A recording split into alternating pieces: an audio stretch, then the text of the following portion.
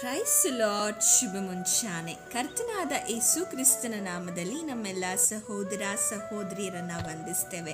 ನೀವಿನ್ನು ನಮ್ಮ ಚಾನಲ್ ಅನ್ನು ಮೊದಲನೇ ಬಾರಿ ವೀಕ್ಷಿಸುತ್ತಿರುವುದಾದರೆ ದಯವಿಟ್ಟು ಸಬ್ಸ್ಕ್ರೈಬ್ ಮಾಡ್ಕೊಳ್ಳಿ, ಲೈಕ್ ಮಾಡಿ, ಶೇರ್ ಮಾಡಿ ಹಾಗೂ ನಿಮ್ಮ ಪ್ರಾರ್ಥನಾ ಮನವಿಗಳನ್ನು ನಮಗೆ ಕಮೆಂಟ್ ಮೂಲಕವಾಗಿ ತಿಳಿಸಬಹುದಾಗಿದೆ. ಕರ್ತನ ಅತಿ ಪರಿಶುದ್ಧವಾದ ನಾಮಕ್ಕೆ ಮಹಿಮೆ ಉಂಟಾಗಲಿ. ಈ ಮೂಲಕ ನನ್ನ ಮಾತುಗಳನ್ನು ವೀಕ್ಷಿಸುತ್ತಿರುವಂಥ ನಿಮ್ಮೆಲ್ಲರಿಗೂ ಪ್ರಭುವಾದ ಯೇಸು ಕ್ರಿಸ್ತನ ನಾಮದಲ್ಲಿ ನನ್ನ ಪ್ರೀತಿಯ ವಂದನೆಗಳನ್ನು ತಿಳಿಸೋನಾಗಿದ್ದೇನೆ. ಪ್ರತಿದಿನ ದೇವರ ವಾಕ್ಯನ ಕೇಳುವುದರಲ್ಲಿ ತುಂಬ ಸಂತೋಷವಾಗಿದ್ದೇನೆ ಎಂಬುದಾಗಿ ನಾನು ನೆನೆಸೋನಾಗಿದ್ದೇನೆ. ಕಾರಣ ದೇವರ ವಾಕ್ಯ ನಮಗೆ ಜೀವಕರವಾಗಿಯೂ ದೇವರ ವಾಕ್ಯ ನಮಗೆ ಸಂತೋಷಕರವಾಗಿಯೂ ನಮ್ಮ ಜೀವಿತಕ್ಕೆ ಬೇಕಾದ ಮಾರ್ಗದರ್ಶನವಾಗಿಯೂ ನಮ್ಮೊಂದಿಗೆ ಮಾತಾಡುವಂಥದ್ದಾಗಿದೆ. ಎಲ್ಲದಕ್ಕಿಂತ ಹೆಚ್ಚಾಗಿ ದೇವರ ವಾಕ್ಯ ನಮ್ಮನ್ನು ಶುದ್ಧೀಕರಿಸಿ ತನ್ನ ಚಿತ್ತಕ್ಕೆ ಸರಿಬೀಳುವ ರೀತಿಯಲ್ಲಿ ನಮ್ಮನ್ನು ಸರಿಪಡಿಸುವಂಥದ್ದಾಗಿದೆ. ಅದರಿಂದ ದೇವರ ವಾಕ್ಯ ನಾವು ಎಷ್ಟು ಮಾತ್ರ ಕೇಳ್ತೀವೋ, ಎಷ್ಟು ಮಾತ್ರ ಅದಕ್ಕೆ ಕಿವಿಗೊಡ್ತೀವೋ, ಅಷ್ಟು ನಾವು ಪ್ರವೀಣರಾಗಿ ಮಾರ್ಪಡ್ತೀವಿ. ದೇವರ ವಾಕ್ಯ ನಮ್ಮ ಹೃದಯದಲ್ಲಿ ಎಷ್ಟು ಮಾತ್ರ ಕಾರ್ಯ ಮಾಡುತ್ತದೋ ಅಷ್ಟು ಯೇಸು ಸ್ವಾಮಿಗೆ ನಾವು ಹತ್ತಿರವುಳ್ಳವರಾಗಿ ಮಾರ್ಪಡ್ತೇವೆ. ಪ್ರಿಯರೇ, ಅದರಿಂದ ದೇವರ ವಾಕ್ಯನ ಕೇಳುವುದರಲ್ಲಿ ನೀವು ತೋರಿಸುವ ಆಸಕ್ತಿಯನ್ನು ನೆನೆಸಿ ದೇವರಿಗೆ ಮಹಿಮೆಯನ್ನು ಸಲ್ಲಿಸೋನಾಗಿದ್ದೇನೆ. ಈ ದಿನವೂ ಕೂಡ ಈ ವಾಕ್ಯನ ಕೇಳುವುದರಲ್ಲಿ ನೀವು ತುಂಬ ಆಸಕ್ತರಾಗಿದ್ದೀರಿ ಎಂಬುದಾಗಿ ನೆನೆಸ್ತೇನೆ. ಈ ದಿನ ಒಂದು ಪ್ರತ್ಯೇಕವಾದ ವಿಷಯದ ಕುರಿತು ನಾನು ನಿಮ್ಮೊಂದಿಗೆ ಮಾತಾಡ್ತೇನೆ. ಈ ವಿಷಯ ನಿಮ್ಮೆಲ್ಲರಿಗೂ ತುಂಬ ಅಗತ್ಯವಾಗಿರುವಂಥ ವಿಷಯವಾಗಿದೆ. ಪ್ರಪಂಚದಲ್ಲಿ ಕ್ರಿಸ್ತನ ಮಾರ್ಗದಲ್ಲಿ ಕ್ರೈಸ್ತರಾಗಿ ಜೀವಿಸುವ ಪ್ರತಿಯೊಬ್ಬರಿಗೂ ಕೂಡ ಈ ಒಂದು ಸಂದೇಶ ತುಂಬ ಅಗತ್ಯವಾಗಿರುವಂಥ ಒಂದು ಸಂದೇಶವಾಗಿದೆ. ಅದರಿಂದ ಲಕ್ಷ್ಯ ಇಟ್ಟು ಕೇಳಿ. ಈ ಸಂದೇಶದಲ್ಲಿ ಅನೇಕ ಅಂಶಗಳನ್ನು ದೇವರು ನಿಮ್ಮೊಂದಿಗೆ ಮಾತಾಡಲಿಕ್ಕಿದ್ದಾರೆ. ಸಂದೇಶದ ವಿಷಯ ನಮ್ಮ ಪ್ರಭುವಾದ ಯೇಸು ಕ್ರಿಸ್ತನ ಪ್ರತ್ಯಕ್ಷತೆ ತುಂಬ ಹತ್ತಿರವಾಗಿದೆ. ಅದರ ಕುರಿತು ಈ ದಿನ ನಾವು ಸ್ವಲ್ಪ ಸಮಯ ಧ್ಯಾನ ಮಾಡಲಿಕ್ಕಿದ್ದೇವೆ. ನಮ್ಮ ಪ್ರಭುವಾದ ಯೇಸು ಕ್ರಿಸ್ತನು ಅತಿ ಬೇಗನೆ ಮೇಘವಾಹನನಾಗಿ ಆಕಾಶದಲ್ಲಿ ಬರಲಿಕ್ಕಿದ್ದಾನೆ. ಆತನ ಆ ಆಗಮನವನ್ನು ಎದುರುಗೊಳ್ಳಿಕ್ಕಾಗಿ, ಆತನ ಬರುವಿಕೆಯನ್ನು ಎದುರುಗೊಳ್ಳಿಕ್ಕಾಗಿ ಆತನ ಸಭೆಯಾಗಿರುವ ಮೊದಲಗಿತ್ತಿ ಸಿದ್ಧವಾಗಬೇಕು. ಇದೇ ಈ ದಿನದ ವಾಕ್ಯ ಸಂದೇಶದ ವಿಷಯವಾಗಿದೆ. ಯೇಸು ಕ್ರಿಸ್ತನ ಪ್ರತ್ಯಕ್ಷತೆ ತುಂಬ ಹತ್ತಿರವಾಗಿದೆ ಎಂಬುದಾಗಿರುವಂಥ ವಿಷಯದ ಕುರಿತು ನಾವು ಈ ದಿನ ಧ್ಯಾನ ಮಾಡಲಿಕ್ಕಿದ್ದೇವೆ. ವಿಷಯದ ಕುರಿತು ಧ್ಯಾನ ಮಾಡಲಿಕ್ಕಾಗಿ ದೇವರು ಕೃಪೆ ಕೊಡಲಿ, ಕೃಪೆ ತೋರಲಿ ಎಂಬುದಾಗಿ ಕಣ್ಣುಗಳನ್ನು ಮುಚ್ಚಿ ನಾವು ಪ್ರಾರ್ಥನೆ ಮಾಡೋಣ. ಪ್ರೀತಿ ಸ್ವರೂಪನಾದ ತಂದೆಯೇ, ಒಳ್ಳೆಯ ಸಮಯಕ್ಕಾಗಿ ಸ್ತೋತ್ರ. ಪ್ರತಿದಿನ ನೀವು ನಮ್ಮೊಂದಿಗೆ ನಿನ್ನ ವಾಕ್ಯದ ಮೂಲಕ ಮಾತಾಡಿದಾಗಿ ಈ ದಿನವೂ ಕೂಡ ನಿನ್ನ ವಾಕ್ಯದ ಮೂಲಕ ನಮ್ಮೊಂದಿಗೆ ಮಾತನಾಡಿರಿ. ಈ ದಿನ ನಿನ್ನ ಬರೋಣದ ಕುರಿತು ನಿನ್ನ ವಾಕ್ಯಗಳಲ್ಲಿ ಏನೆಲ್ಲ ತಿಳಿಸಲ್ಪಟ್ಟಿದೆ ಅದೆಲ್ಲವನ್ನು ನಾವು ಧ್ಯಾನಿಸಲಿಕ್ಕಿದ್ದೇವೆ. ಅದರ ಕುರಿತು ಧ್ಯಾನಿಸುವಾಗಲೇ ನಮ್ಮ ಮನಸ್ಸು ನಿನ್ನ ಬರುವಿಕೆಗೆ ಸಿದ್ಧವಾಗಲಿ ಎಂಬುದಾಗಿ ನಾವು ಪ್ರಾರ್ಥನೆ ಮಾಡ್ತೇವೆ. ಪ್ರತ್ಯೇಕವಾಗಿ ಕೇಳಲ್ಪಡುವ ಪ್ರತಿಯೊಬ್ಬರ ಮನಸ್ಸುಗಳು ತೆರೆಯಲ್ಪಡಲಿ. ಈ ಲೋಕದ ಮೋಹಗಳು, ಈ ಲೋಕದ ಆಸೆಗಳು, ಈ ಲೋಕದ ಗತಿಸು ಹೋಗುವಂಥ ಯಾವುದಾದ್ರೂ ವಿಷಯಗಳು ಮನಸ್ಸನ್ನು ಅಂಟಿಕೊಂಡಿರೋದಾದರೆ ಅದನ್ನು ಬಿಟ್ಟು ಕರ್ತನ ಪ್ರತ್ಯಕ್ಷತೆಗೆ, ಕರ್ತನ ಬರುವಿಕೆಗೆ ಸಿದ್ಧರಾಗುವ ಹಾಗೆ ಪ್ರತಿಯೊಬ್ಬರಿಗೂ ಈ ವಾಕ್ಯ ಕಾರ್ಯ ಮಾಡಲಿ ಎಂಬುದಾಗಿ ಪ್ರಾರ್ಥಿಸ್ತೇನೆ. ಮಾತಾಡುವ ನನ್ನನ್ನು ಕೂಡ ಬಲವಾಗಿ ಉಪಯೋಗಿಸಿಕೊ, ನನ್ನಲ್ಲೂ ಕೂಡ ಸಿದ್ಧತೆ ಮನಸ್ಸು ಉಂಟಾಗಲಿ ಎಂಬುದಾಗಿ ಪ್ರಾರ್ಥಿಸ್ತೇನೆ. ಎಲ್ಲ ಘನತೆ ಮಹಿಮೆ ನಿನಗೆ, ಯೇಸುವಿನ ನಾಮದಲ್ಲಿ ತಂದೆಯೇ, ಆಮೇನ್. ಮುಂಚಿತವಾಗಿ ತಿಳಿಸಲ್ಪಟ್ಟ ಹಾಗೆ ಈ ದಿನದ ವಾಕ್ಯ ಸಂದೇಶದ ವಿಷಯ ಪ್ರಭುವಾದ ಯೇಸು ಕ್ರಿಸ್ತನ ಪ್ರತ್ಯಕ್ಷತೆ ಅತಿ ಬೇಗನೆ ಆಗಿದೆ, ಅಥವಾ ಅತಿ ಬೇಗನೆ ಆತನ ಪ್ರತ್ಯಕ್ಷತೆ ಆಗಲಿಕ್ಕಿದೆ ಎಂಬುದಾಗಿರುವಂಥ ವಿಷಯದ ಕುರಿತು ನಾವು ಈ ದಿನ ಮಾತಾಡಲಿಕ್ಕಿದ್ದೇವೆ. ಯೇಸು ಸ್ವಾಮಿ ಬರ್ತೇನೆಂಬುದಾಗಿ 2025 ವರ್ಷಗಳ ಹಿಂದೆವೇ ವಾಗ್ದಾನ ಮಾಡಿ ತನ್ನ ಶಿಷ್ಯರೊಂದಿಗೆ ಹೇಳಿ ಆತನು ಸ್ವರ್ಗಾರೋಹಣ ಆದದ್ದನ್ನು ನಾವು ನೋಡ್ತೇವೆ. ಯೇಸು ಸ್ವಾಮಿ ಬರ್ತೇನೆಂಬುದಾಗಿ ಹೇಳಿದ್ದಾರೆ, ಆದರೆ ಯಾವ ಸಮಯದಲ್ಲಿ ಬರ್ತೇನೆಂಬುದಾಗಿ ಆತನು ಹೇಳಿಲ್ಲ. ಆದರೆ ಬರುವುದಂತೂ ನಿಶ್ಚಯ. ಬರುವಾಗ ಆತನ ಸಭೆಯಾಗಿರುವ ಮೊದಲಿಗಿತ್ತಿ ಎತ್ತಲ್ಪಡುವುದು, ಅಥವಾ ಆತನ ಸಭೆಯಾಗಿ ಕಾದಿರುವ ಪ್ರತಿಯೊಂದು ಭಕ್ತರು ಕೂಡ ಎತ್ತಲ್ಪಡುವಂಥದ್ದು ನಿಶ್ಚಯವಾಗಿದೆ. ಯಾರೆಲ್ಲ ಸಿದ್ಧವಾಗಿರವೋ ಅವರೆಲ್ಲ ಆತನ ಬರುವಿಕೆಯಲ್ಲಿ ಕೈ ಬಿಡಲ್ಪಡ್ತಾರೆ. ಯಾರೆಲ್ಲ ಸಿದ್ಧವಾಗಿರ್ತಾರೋ ಅವರೆಲ್ಲ ಆತನ ಬರುವಿಕೆಯಲ್ಲಿ ಆತನೊಂದಿಗೆ ಸೇರಲ್ಪಡ್ತಾರೆ. ಆದ್ದರಿಂದ ಪ್ರಿಯರೇ, ಈ ದಿನದ ಸಂದೇಶದ ವಿಷಯ ತುಂಬ ನಾವು ಗಂಭೀರವಾಗಿ ವೀಕ್ಷಿಸಬೇಕಾದ ಒಂದು ವಿಷಯವಾಗಿದೆ. ಯಾಕೆಂದರೆ ನಮ್ಮೆಲ್ಲರಿಗೂ ಅದು ಅಗತ್ಯವಾಗಿರುವಂಥ ಒಂದು ಸಂದೇಶವಾಗಿದೆ. ಪ್ರಿಯರೇ, ನೀವು ಒಂದನ್ನು ನೆನಪಿಸಿಕೊಳ್ಬೇಕು. ನಿಮ್ಮ ಹೃದಯದಲ್ಲಿ ಒಂದು ಚಿಂತೆಯನ್ನು ಇದು ಆಳವಾಗಿ ಬೇರೂರಬೇಕು. ಏನೆಂಬುದಾಗಿ ಹೇಳೋದಾದರೆ, ಯೇಸು ಸ್ವಾಮಿಯನ್ನು ಕಂಡುಕೊಂಡು, ಯೇಸು ಸ್ವಾಮಿಯ ಮೂಲಕ ಪಾಪ ವಿಮೋಚನೆ ಹೊಂದಿಕೊಂಡು, ಯೇಸು ಸ್ವಾಮಿಯನ್ನು ಸ್ವಂತ ರಕ್ಷಕನಾಗಿ ಸ್ವೀಕರಿಸಿ ಆತನ ಮಗನಾಗಿ ಮಾರ್ಪಟ್ಟಿರುವ ನಿಮ್ಮ ಜೀವಿತದಲ್ಲಿ ಇರಬೇಕಾದ ಒಂದು ನಿರೀಕ್ಷೆ, ಇವಾಗ ಇರಬೇಕಾದ ಒಂದು ನಿರೀಕ್ಷೆ ಏನಂದರೆ ಒಂದೇ ಒಂದು, ಅದು ಯೇಸು ಸ್ವಾಮಿ ಪ್ರತ್ಯಕ್ಷನಾಗುವಾಗ ಆತನೊಂದಿಗೆ ಸೇರಲ್ಪಡಬೇಕು. ಅದೇ ಒಂದು ನಿರೀಕ್ಷೆ. ಒಂದು ಭಕ್ತನ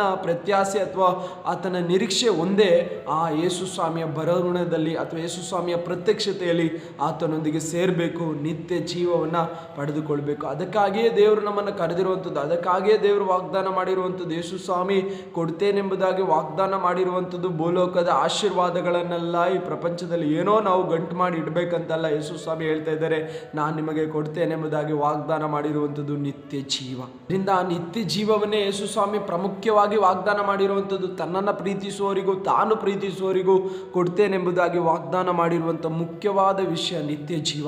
ಆ ನಿತ್ಯ ಜೀವಕ್ಕೆ ನಾವೆಲ್ಲರೂ ಬಾಧ್ಯರಾಗಬೇಕು ಅನ್ನೋದೇ ಆತನ ಆಸೆ, ಆತನ ಬಯಕೆ ಆಗಿದೆ. ಅದರಿಂದ ಆತನ ಪ್ರತ್ಯಕ್ಷತೆಯಲ್ಲಿ ಒಬ್ಬರಾದರೂ ಕೈ ಬಿಡಲ್ಪಡಬಾರ್ದು, ಭೂಲೋಕದಲ್ಲಿ ಒಂದು ಆತ್ಮವು ಕೂಡ ನಷ್ಟಪಟ್ಟು ಹೋಗಬಾರ್ದು ಅಂತ ಈಗಲೂ ನಮ್ಮ ಪ್ರಭುವಾದ ಯೇಸು ಕ್ರಿಸ್ತನ ಹೃದಯ ತವಕಿಸುತ್ತಾ ಇದೆ ಪ್ರಿಯರೇ.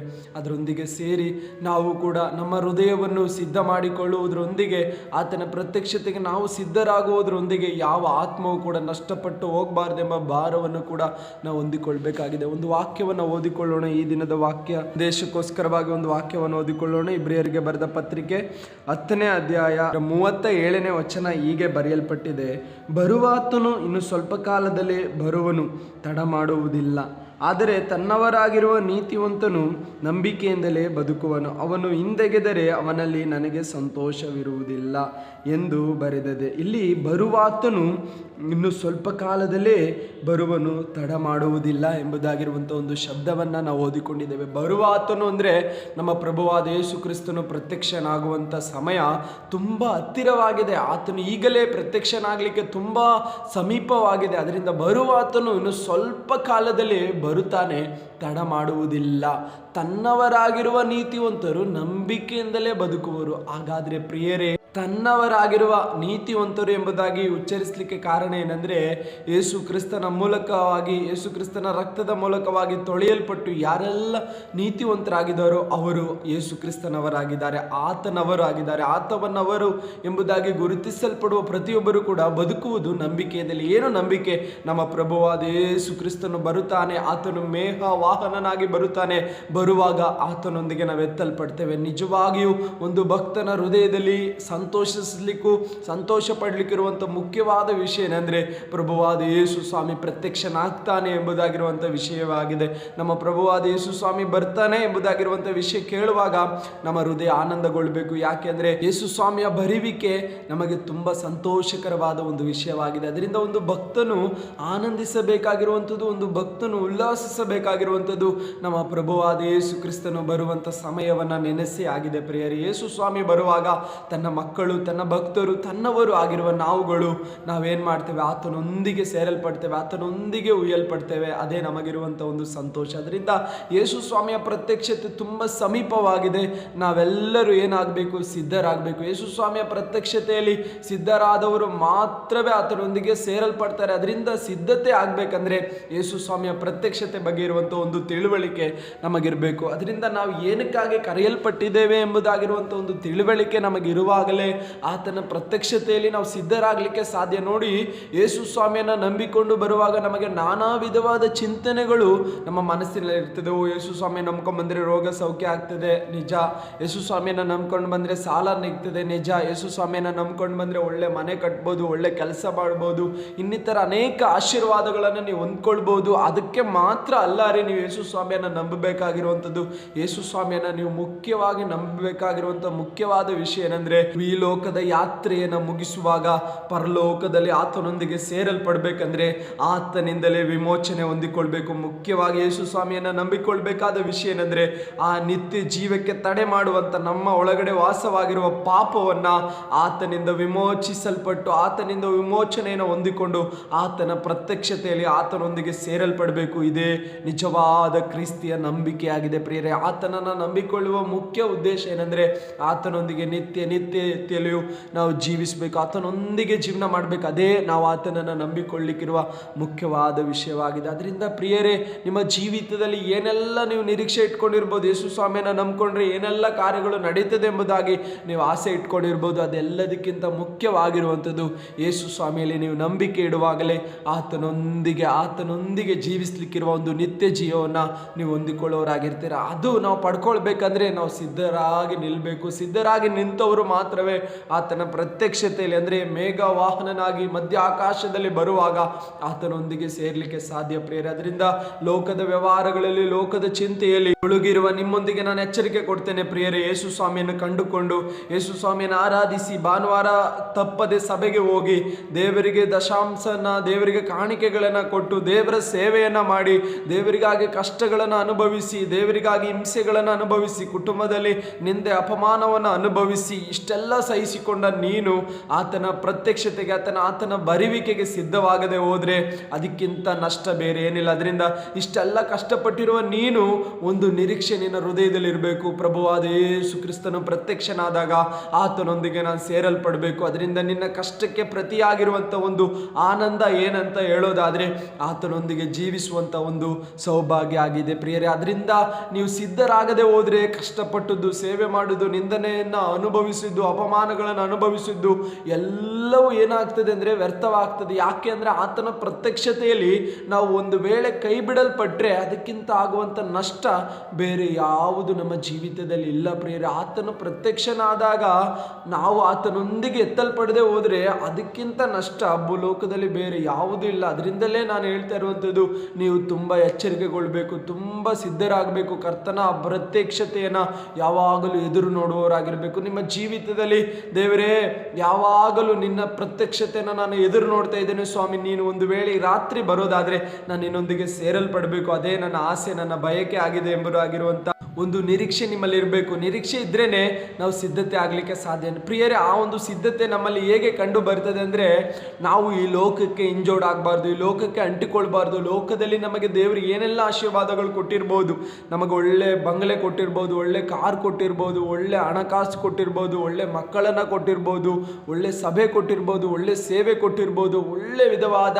ಸೌಕರ್ಯಗಳನ್ನು ದೇವರು ನಮಗೆ ಕೊಟ್ಟಿರ್ಬೋದು. ತಾನು ನಮ್ಮನ್ನು ಪ್ರೀತಿಸಿ ನಮಗೆ ಬೇಕಾದದ್ದೆಲ್ಲವನ್ನ ಆತನು ಪ್ರೀತಿಯಿಂದ ಮಾಡಿಕೊಟ್ಟಿರುವ ಎಲ್ಲವೂ ಕೂಡ ನಿನ್ನ ಉಪಯೋಗಕ್ಕೆ ಅಥವಾ ಈ ಲೋಕ ಜೀವಿತಕ್ಕೆ ಮಾತ್ರ ಸೀಮಿತ ಆಗಿರಬೇಕೇ ಹೊರತು ನಿನ್ನ ಮನಸ್ಸಿನಲ್ಲಿ ಬಂದು ಅದು ಬೇರೂರಬಾರ್ದು, ನಿನ್ನ ಮನಸ್ಸಿನಲ್ಲಿ ಬಂದು ಅದು ಅಂಟ್ಕೊಳ್ಬಾರ್ದು. ಯೇಸು ಸ್ವಾಮಿಯ ಪ್ರತ್ಯಕ್ಷತೆಯಲ್ಲಿ ಆತನೊಂದಿಗೆ ಸೇರ್ಲಿಕ್ಕೂ, ಆತನೊಂದಿಗೆ ಎತ್ತಲ್ಪಡ್ಲಿಕ್ಕೂ ಅದು ಒಂದು ತಡೆ ಆಗಬಾರ್ದು. ಏನಂದ್ರೆ ಈ ಲೋಕದಲ್ಲಿ ದೇವರು ಕೊಟ್ಟಿರುವಂಥದ್ದನ್ನು ನಾವು ಅಂಟಿಕೊಂಡು ಅಯ್ಯೋ ನಾನು ಬಿಟ್ಟೋಗಲ್ಲ ಅನ್ನುವಾಗ ಯೇಸು ಸ್ವಾಮಿಯ ಪ್ರತ್ಯಕ್ಷತೆಯಲ್ಲಿ ನಾವು ಎತ್ತಲ್ಪಡ್ಲಿಕ್ಕೆ ಆಗಲ್ಲ ಪ್ರಿಯರೇ. ಯೇಸು ಸ್ವಾಮಿಯ ಪ್ರತ್ಯಕ್ಷತೆಯಲ್ಲಿ ಎತ್ತಲ್ಪಡ್ಬೇಕಂದ್ರೆ ಭೂಲೋಕದಲ್ಲಿ ಏನೆಲ್ಲ ನಿನಗಿದ್ರು ಅದು ನಿನ್ನ ಮನಸ್ಸನ್ನು ತಾಕಬಾರ್ದು, ನಿಮ್ಮ ಮನಸ್ಸಿನಲ್ಲಿ ಬೇರೂರಬಾರ್ದು, ಅದು ನಿನ್ನ ಮನಸ್ಸನ್ನು ಮುಟ್ಟಬಾರ್ದು, ಅದು ನಿನ್ನ ಉಪಯೋಗಕ್ಕೆ ಮಾತ್ರ ಆಗಿರಬೇಕು. ಯೇಸು ಸ್ವಾಮಿ ಪ್ರತ್ಯಕ್ಷನಾದಾಗ ಅದು ಎಲ್ಲವನ್ನ ಬಿಟ್ಟು ಹೋಗ್ಲಿಕ್ಕೆ ನಿನ್ನ ಮನಸ್ಸು ಏನಾಗಿರಬೇಕು, ಸಿದ್ಧವಾಗಿರಬೇಕು. ಅದು ಮನಸ್ಸಿನಲ್ಲಿ ಏನಾಗಬಾರ್ದು, ಬಂದು ಬೇರೂರೋದಾದರೆ ನಾವು ಯೇಸು ಸ್ವಾಮಿಯ ಪ್ರತ್ಯಕ್ಷತೆಯಲ್ಲಿ ಕೈ ಬಿಡಲ್ಪಡ್ತೇವೆ. ಅದಕ್ಕಿಂತ ನಷ್ಟ ಬೇರೆ ಏನಿಲ್ಲ ರೀ. ಭೂಲೋಕದಲ್ಲಿ ಯೇಸು ಸ್ವಾಮಿ ಹೇಳ್ತಾರೆ, ಇಡೀ ಲೋಕವನ್ನೆಲ್ಲ ಸಂಪಾದನೆ ಮಾಡಿಕೊಂಡು ತನ್ನ ಆತ್ಮ ನಷ್ಟಪಟ್ಟರೆ ಅದಕ್ಕಿಂತ ಮಿಗಿಲಾದ ನಷ್ಟ ಏನಿದೆ. ಯೇಸು ಸ್ವಾಮಿ ಹೇಳ್ತಿದ್ದಾರೆ, ಒಂದು ವ್ಯಕ್ತಿ ಲೋಕವನ್ನೆಲ್ಲ ಸಂಪಾದನೆ ಮಾಡಿಕೊಂಡು ತನ್ನ ಆತ್ಮ ನಷ್ಟಪಟ್ಟು ಹೋದ್ರೆ ಏನು ಪ್ರಯೋಜನ ಎಂಬುದಾಗಿ. ಅದರಿಂದ ಪ್ರಿಯರೇ, ನೀವು ಈ ಪ್ರಪಂಚನೇ ಸಂಪಾದನೆ ಮಾಡಿಕೊಂಡು ನಿಮ್ಮ ಅಮೂಲ್ಯವಾದ ಆತ್ಮ ನರಕಕ್ಕೆ ಹೋದರೆ ಅಥವಾ ನಿತ್ಯ ನರಕಕ್ಕೆ ಹೋಗೋದಾದರೆ, ನಿತ್ಯ ಮರಣಕ್ಕೆ ಹೋಗೋದಾದರೆ ಏನು ಪ್ರಯೋಜನ? ಅದರಿಂದ ಈ ಕ್ಷಣವೇ ಮನ ತಿರುಗಿ, ಯೇಸು ಸ್ವಾಮಿಯ ಪ್ರತ್ಯಕ್ಷತೆ ತುಂಬ ಹತ್ತಿರವಾಯಿತು, ನಿಮ್ಮ ಮನಸ್ಸನ್ನು ಬಿಟ್ಟು ಕೊಡಿರಿ, ಮನ ತಿರುಗಿರಿ. ಆತನ ಪ್ರತ್ಯಕ್ಷತೆಯಲ್ಲಿ ಆತನೊಂದಿಗೆ ಸೇರ್ಲಿಕ್ಕಾಗಿ ಸಿದ್ಧರಾಗಿ. ಯೇಸು ಸ್ವಾಮಿಯ ಪ್ರತ್ಯಕ್ಷತೆ ತುಂಬ ಸಮೀಪವಾಗಿದೆ. ಯೇಸು ಯಾವ ಗಳಿಗೆಯಲ್ಲಿ ಬೇಕಾದರೂ ಬರ್ಬೋದು, ಯಾವ ಕ್ಷಣದಲ್ಲಿ ಬೇಕಾದರೂ ಬರ್ಬೋದು. ಯೇಸು ಸ್ವಾಮಿ ಬರುವಾಗ ಆತನೊಂದಿಗೆ ಸೇರಲ್ಪಡಲಿಕ್ಕೆ ಏನೆಲ್ಲ ತಡೆಗಳಿದೆಯೋ ಅದೆಲ್ಲವನ್ನ ನಿಮ್ಮ ಮನಸ್ಸಿಂದ ಈಗಲೇ ತೆಗೆದುಹಾಕಿ, ನಿಮ್ಮ ಮನಸ್ಸಿನಿಂದ ಈಗಲೇ ಬೇರ್ಪಡಿಸಿ. ಯೇಸು ಸ್ವಾಮಿ ಬರುವಾಗ ಆತನೊಂದಿಗೆ ಸೇರಲ್ಪಡಬೇಕು, ಯೇಸು ಸ್ವಾಮಿ ಬರುವಾಗ ಆತನೊಂದಿಗೆ ನಾನು ಜೀವಿಸಬೇಕು. ಅದೊಂದೇ ನಿಮ್ಮ ನಿರೀಕ್ಷೆ ಆಗಲಿ. ಅದಕ್ಕೆ ನಾನು ಓದಿ ಕೇಳಿಸಿದ್ದೇನೆ, ಬರುವ ಆತನು ಇನ್ನು ಸ್ವಲ್ಪ ಕಾಲದಲ್ಲೇ ಬರುತ್ತಾನೆ, ಆದರೆ ತಡ ಮಾಡುವುದಿಲ್ಲ.